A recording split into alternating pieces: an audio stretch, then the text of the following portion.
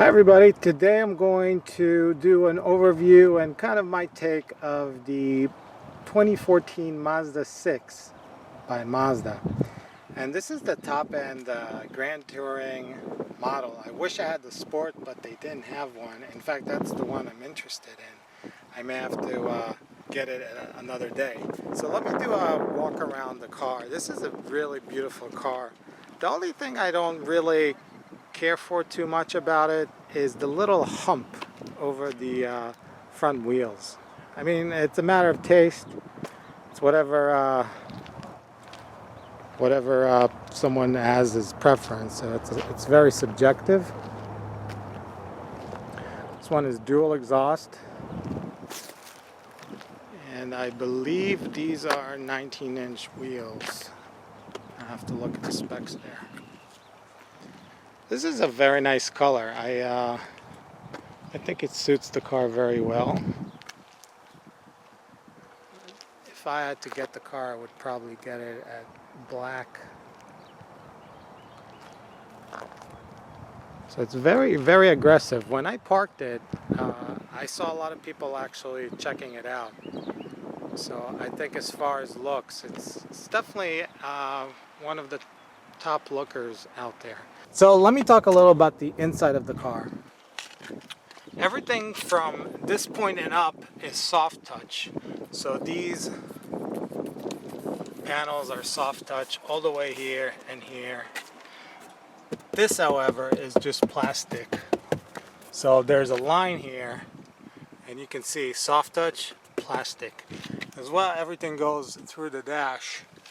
So this is soft touch, plastic. And here too, plastic. The leather seatings are excellent. They have memory, they have lumbar support, they have height, adjustable all the ways you wanted. Very comfortable seating.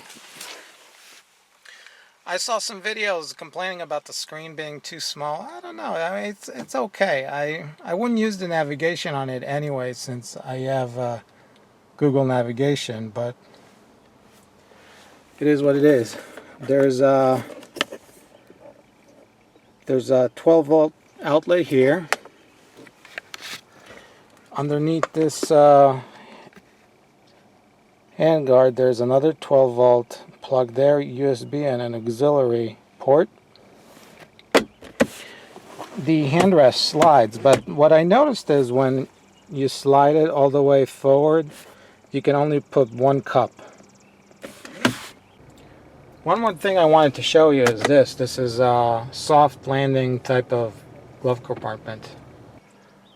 The mirrors are adequate. I was hoping there would be a little bigger, maybe less of a weird of a shape.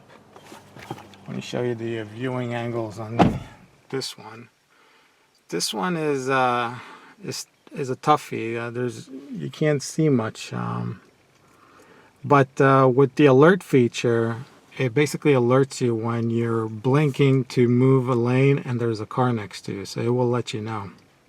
Back side visibility is it's okay. I mean, it's very slanted, and it makes it, see the pillars on the side there are very, very thick, so so you don't get a lot of wide angle visual. On the top here you have two lights for the passengers. They can switch them on and off. Unfortunately, when they switch it on and off, there's no way for the driver to actually turn it off completely. And in the middle there's a cup holder with a handrest. Now, I'm 6 foot and I'm able to sit comfortably right here. Let me see how it is behind me, because that's important. Alright, so this is the space that you have behind a 6 foot tall man. And I have to tell you, it's not a lot. Let me sit behind here. And I could sit, but it's pretty tight. As you can see, there's maybe an inch left, maybe less. but there's not a lot of space for the feet to move around.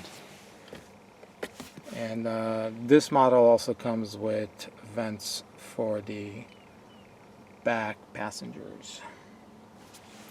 So let me show you the consoles right here.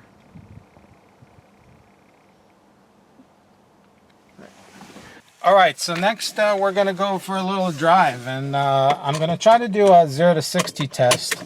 Really, I'm more curious about 0 to 30, so that's going to be interesting to see how that goes. I have this torque app that will let me know what is the 0 to 60 by GPS. Alright, so let's start it. You just press on the brake, click the start button, and on we go. By the way, this model is equipped with paddle shifters.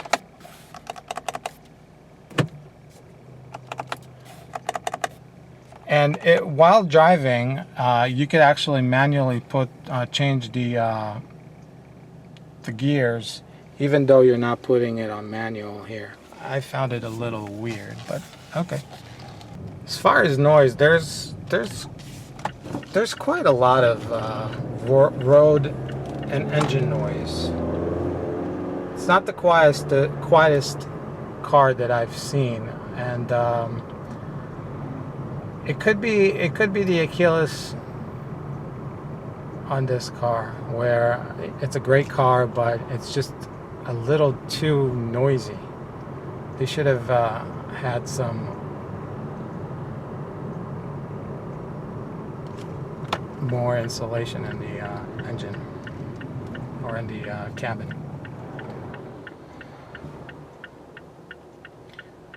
So you can actually hear cars from the sides of the car.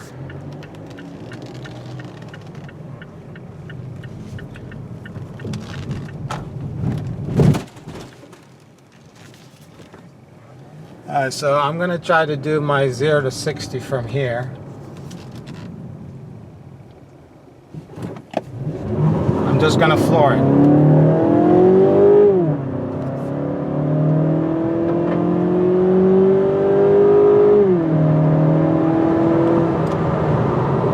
And that was 8.77 seconds. But there's a lot of noise from the sunroof and from the windows area.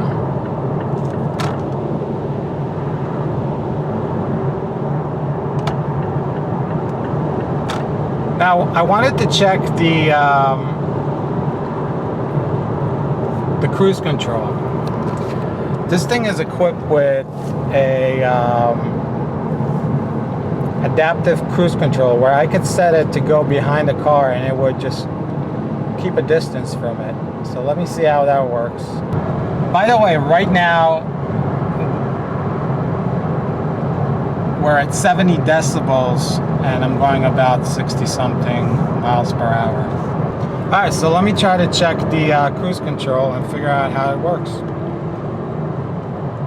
So I'm going to turn it on, and you can see that we got that lane thingy going there. And at some point I'm going to have to set it. So I'm going to set it now, and the set speed is set to 67 miles per hour. I'm going to try to move here to be next to this car. And I noticed that it lowered the speed automatically. I'm going to tell it I want to be a little closer to that car.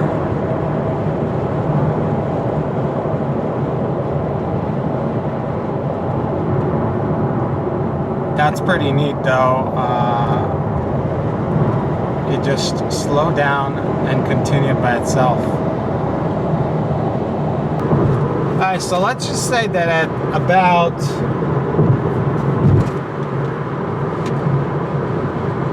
$70 miles per hour, this is the noise that you will hear. It's quite loud, it's quite pronounced. you can hear every bump on the road. And there's quite the hiss coming from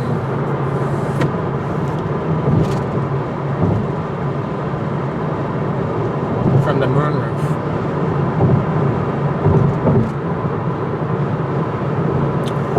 I like the way they did the vents here. You can turn them on and off, and then they have 360 degrees movement.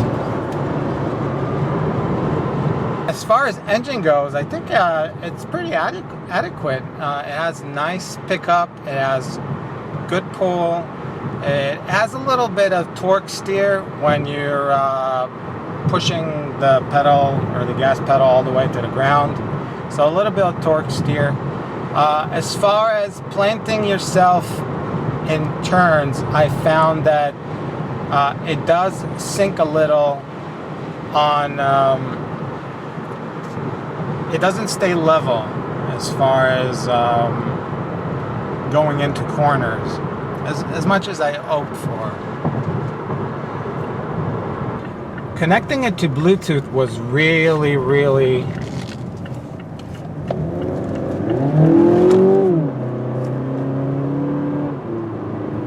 easy. It took 2 steps on my Galaxy S4. So let me try to backtrack here.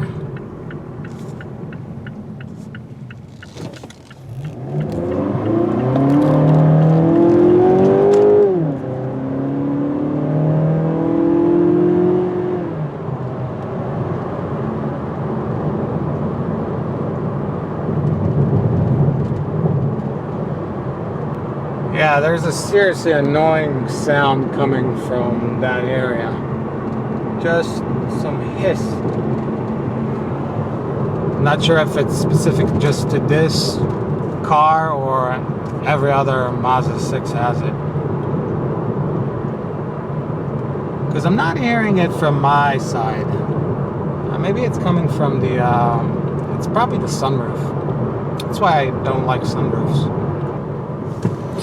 So I'm going to stop here and we're going to do a little demo on the Bluetooth capabilities.